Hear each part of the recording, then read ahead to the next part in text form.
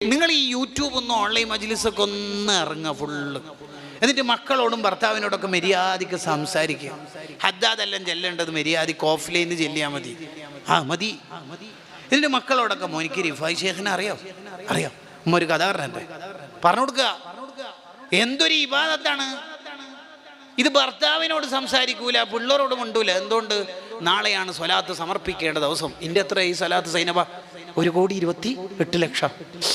എൻ്റെ 1,26,00,000 സ്വല്ലല്ലാഹു അലൈഹി വസല്ലം. ആരാണ് ഇതെല്ലാം തുടങ്ങിയേക്കണത്? എന്താ ഈ കാട്ടിക്കൂട്ടിക്കൊണ്ടിരിക്കുന്നത്? ഭർത്താവിനോട് സംസാരിക്കൂല, മക്കളോട് സംസാരിക്കൂല. എന്ത് ഇബാദത്ത് എന്നാ ഇതിനൊക്കെ കുറിച്ച് പറയേണ്ടത്? ഇന്നാ ലില്ലാഹി വ ഇന്നാ ഇലൈഹി റാജിഊൻ. ഇസ്ലാം പഠിപ്പിച്ച ഒരു സിസ്റ്റത്തിന് കേട് വരുത്തിയിട്ടൊന്നും നമ്മളൊന്നും ചെയ്യരുത്. മിൻ അലാമത്തി ഇത്തിബാഇൽ ഹവാ കസ്റത്തുൻ നവാഫിലി ബിലാ ഫർളിൻ എന്ന് ഇബ്നു അത്താഇല്ലാഹി സിക്കന്ദരി റഹ്മഹുല്ല കാലങ്ങൾക്ക് മുമ്പ് എഴുതി വെച്ചിട്ടുണ്ട്. ഒരാൾ മതം അനുസരിച്ചിട്ടല്ല ജീവിക്കുന്നത്, താൻ തോന്നിയായി ജീവിക്കുന്നതിൻ്റെ അടയാളാണ് ഫർളുകൾ ഇല്ലാതെ സുന്നത്തുകൾ ജീവിതത്തിൽ എടുക്കാന്നുള്ളത്. ഫർളുണ്ടോ? ഇപ്പോൾ ഫർളുണ്ടോ? ഇല്ലല്ലോ. സുന്നത്തല്ലേ എല്ലാവർക്കും. താത്താമാര് ഇല്ല ഉറൂസിന് സിയാറത്തിനൊക്കെ പോകും. ഫർളല്ലേ മഹറമായ ഒരു പുരുഷൻ കൂടെ ഉണ്ടാവണം, അതില്ല. എന്നിട്ടോ ഉള്ള സുന്നത്തെടുക്കുക.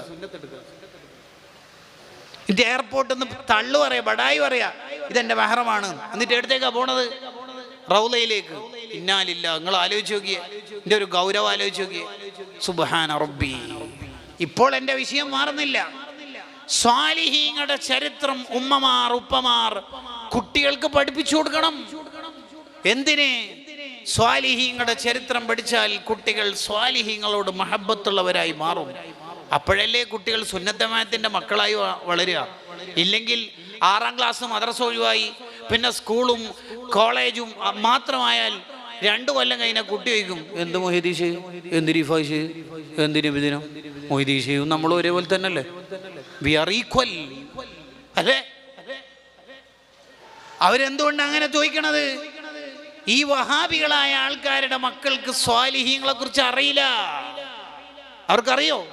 ഇല്ല. അതിനവസരം ഒരുക്കി കൊടുത്തിട്ടില്ല. അതിനുമ്മമാര് നന്നായി ശ്രദ്ധിക്കണം.